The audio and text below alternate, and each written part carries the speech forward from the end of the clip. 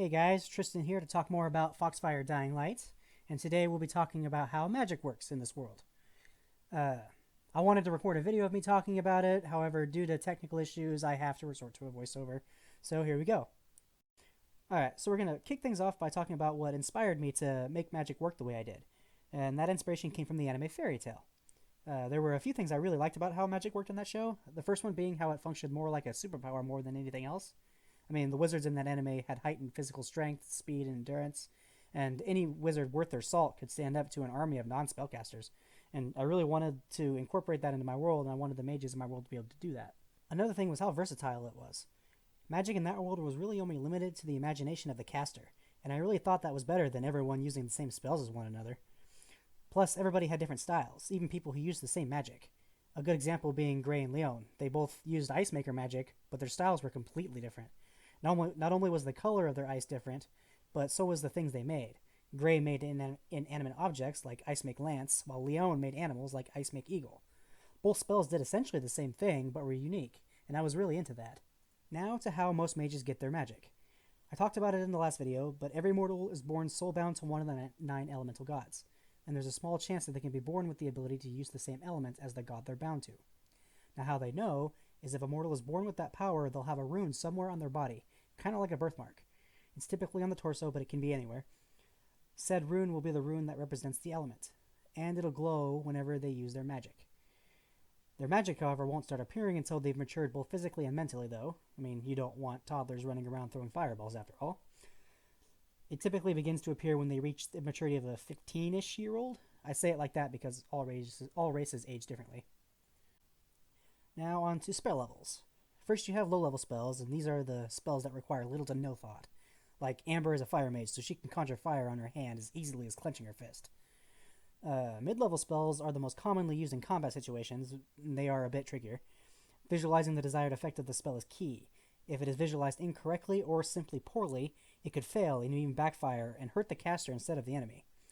And of course it's easy to lose focus on the battlefield because there's people literally trying to hurt and or kill you, and that tends to attract your full attention. So to help prevent this, mages use verbal components to help them focus on the spell and its effects. These components can be the name of the spell or any words or phrases that the caster associates with the spell. And this actually factors into the unique styles of magic that each caster has. Like Theolith calls one of his favorite spells Heaven's Volley, and it's literally the same spell his father, Jandar, used, but he called it Light Shower. Admittedly, I'm trying to stray away from the verbal components for the second book. Not cutting it out completely, but many main characters are training themselves in the art of silent spellcasting, which is just simply training themselves to visualize the spell better without actually using words. And this is just to help with the flow of the battle scenes a little bit. And then there's divine level spells. Now, divine level spells require the caster to basically ask their god to lend them the power for a powerful spell, and it'll also convert their magic to divine magic for said spell. These require full incantations, and said incantations serve as essentially prayers to ask for the required power. Now, doing this will also drain a substantial amount of the caster's power, so typically they won't use it if they're low on power unless it's a Hail Mary. Something unique for demons is that all demons who are born with the ability to use magic use dark magic, but it can take the shape of any other element depending on the caster. For example, Zane can use black lightning while Alistair uses black flames. This just essentially depends on the caster, and I haven't quite settled on what exactly influences it, but it is definitely going to be something to do with the demon. And then we kind of get into the types of spellcasters that you'll encounter in Foxfire. Now, the most common ones are the sorcerers being the ones that were born with the ability to use an elemental power. But you also have wizards. Wizards are like any other wizard. They spend their life studying magic and all that stuff. They are limited to spell books, grimoires, and tomes for casting magic. And they are limited to whatever book they have in their possession and are using at the time. Clerics and paladins are the same as each other, but cleric is more support, healing magic and stuff, and paladins are more battle-oriented, such as their smites. And clerics and paladins can be born with or without the ability to use elemental magic, but they gain elemental magic by devoting their life to the service of their god. Now, the god that a mortal is soulbound to can be changed. All you have to do is pray to them, and they might exchange your soul for another soul, just depending on the circumstances. And then they can devote their life to that god instead. But basically, they earn their power by devotion to one of the gods. Druids are all soulbound to Johann, giving them the nature magic. But what sets a druid apart from any other nature mage is that druids fully embrace nature. Nature mages don't necessarily have to do that. They can live in towns and associate with people and all that stuff, while druids are your stereotypical live in the forest, typically don't want anything to do with people, living with animals and all that kind of thing. Warlocks are the ones that sell their souls for their powers.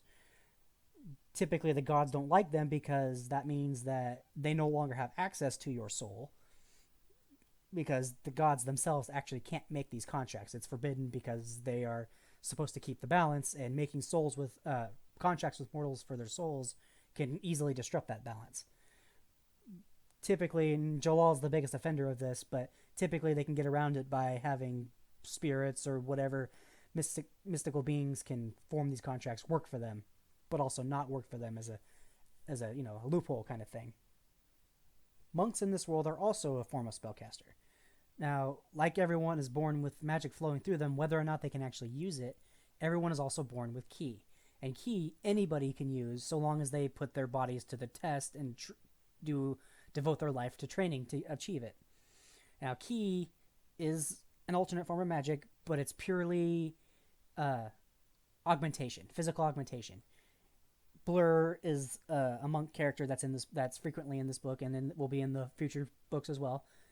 He's fast. He's a cat spawn, so he's really, really quick, and he likes to use his ki to enhance his speed even further. And he uses it to enhance his strength and other physical abilities whenever he needs it.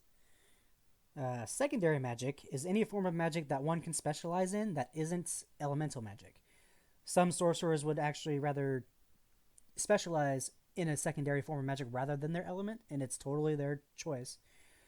But a lot of sorcerers just have that secondary magic in their back pocket. Like Owlett is actually an enchanter. He can enchant any object with spells that are in his repertoire that he's always trying to expand. Now, if he were to cast, or enchant a weapon with, say, fire magic, it wouldn't be as powerful as if a pyromancer specifically enchanted it with fire magic, but it's still a thing that he can do, and he has a repertoire of other spells that he can enchant items with. Aymar is an illusionist. Although he refuses to use it for combat, he likes to specialize in illusions and everything. Theara is very much against fighting, so she decided to specialize in counter magic. That way she can end a fight as quickly as possible with as little fighting and pain as possible. She can counterspell and shut people's magic flow down by hitting them with her magic.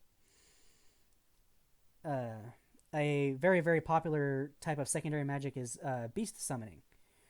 Now, Johann created beasts with the ability to use magic, and some of them were too powerful for the mortal realm, or that he deemed didn't fit in the mortal realm, or he just didn't want mortals to take advantage of them because, let's face it, mortals aren't always the greatest. So he created the realm of beasts. Now, there's a place called the Mythic Isles where mages can go to, and that's where the barrier between the two realms, the mortal realm and the realm of the beasts, is the thinnest. And beasts can pass to the mortal realm, and the mortals can pass to their realm. And what they typically do is they'll go there and form a contract with the beast. That contract allows them to summon them whenever they're needed, and they assist in battle, whatever situation that a mage might need his beast for. And if the beast is defeated and would otherwise be killed, it is protected by the contract in divine magic, so it's sent back to the realm of beasts where it receives healing from Johann. Now, anybody can form a friendship with one of these beasts, but they necessarily wouldn't be able to summon it. And even if they did, or they kept it with them, if it died in the mortal realm without that contract to protect it, it would die. They wouldn't go back to receive healing. So typically speaking, you only see these with mages, but not all the time. Another popular secondary form of magic that mages will use is spell focus weapons. Now, spell focus weapons are any weapon type, sword, spear, dagger, bow, whatever, that are they're made out of Tamarnite crystal.